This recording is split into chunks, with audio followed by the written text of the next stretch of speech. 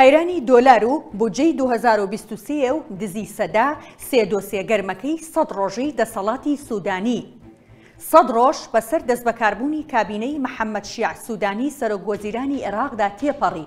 پاش 100 ڕۆژ کابینەکەی سوودانی لە بەردەم سێ ئاڵنگاری گەورەدایە کە تا ئێستا لە هیچیان بە سەرکەوتووی دەربازی نەبووە کە ئەوانیش قەیرانی دۆلار و بودجەی 2023 و دزی سەدەیە. لە کۆتاییەکانی ساڵی 2022 قەیرانی دۆلار بەرۆکی کابینەکەی سوودانی گرت. بەهای دینار بەرامبەر بە دۆلار بە خێرایی ڕووی لە دابەزیم کرد و بووە هۆی بەرزبوونەوەی نرخی کاڵاوشتومەک لە بازاردا کە ئەمەش ڕاستەوخۆ دەنگی ناڕەزایی بەرامبەر کابینەکەی سوودانی بەرز کردەوە. پاشمانگێک لە سەرهەڵدانی قەیرانەکە سوودانی لە 23 کانونی دووەمی ئەم ساڵ پارێزگاری بانکی ناوەندی لە کارەکەی دوور خستەوە و ڕایگەیاند هەر بەرپرسێک چارەسەری بۆ کێشەکان پێنەبێت لە کارەکەی دوور دەخرێتەوە.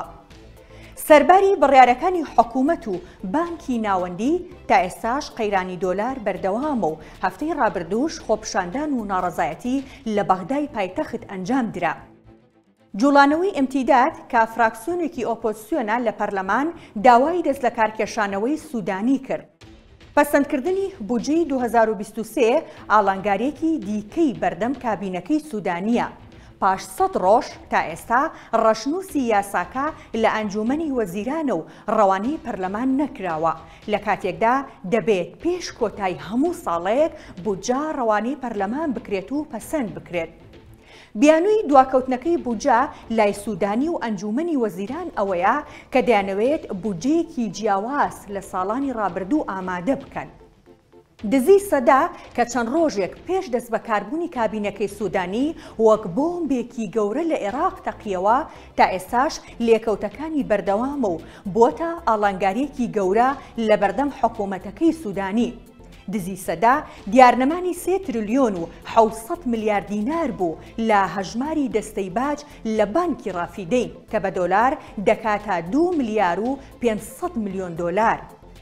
هەرچەندە هەنگاوەکان بە خێرایی دەستیان پێکردو بەشەیەک لە تۆمەتباران دەستگیرکران بەڵام تا ئێستا دۆسیەکە بەکراوەی ماوەتەوە نە هیچ تۆمەتبارێک سزا دراوە و نەپارەکە بە تەواوی گەڕێنراوەتەوە جگە لە بڕێکی کەم نەبێت کە نزیکەی 400 میلیارد دینارە.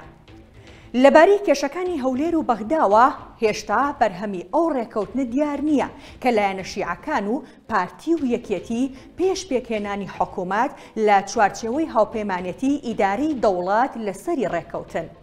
ئەمەش لەو کاتەدا بەڕوونی دەرکەوت کە سوودانی بڕیاریدا بەناردنی 400 میلیارد دینار بۆ هەرێم بەڵام بڕیارێکی دادگای فیدراڵی لە 25 کانونی دووەمی ئەم ساڵ ئاسۆی چارەسەرکردنی ناکۆچیەکانی نێوان هەولێر و بەغدادی بە نادیاری هێشتەوە. دادگاکە دەڵێت بڕیارەکانی حکوومەت بۆ ناردنی پارە بۆ هەرێم نادروستن. سوودانی لە کارنامەی حکوومەتەکەیدا چەندین پرۆژە یاسایی دەستنیشان کردووە کە دەبێت لە ماوەیەکی دیاریکراودا پەسەند بکرێن. یەکێک لەوانە هەمواری یاسای هەڵبژاردننی پارێزگاکانی عێراقە.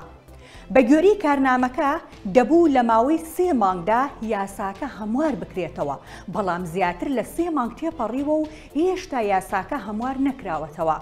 لە کاتێکدا هەر بە گوێرەی کارنامەی کابینەکەی سوودانی دەبێت تا مانگی ئۆکتۆبەری ئەم ساڵ هەڵبژاردننی ئەنجومەنی پارێزگاکان لە تەواوی عێراق بکرێت بە پارێزگای کەرکووکیشەوە.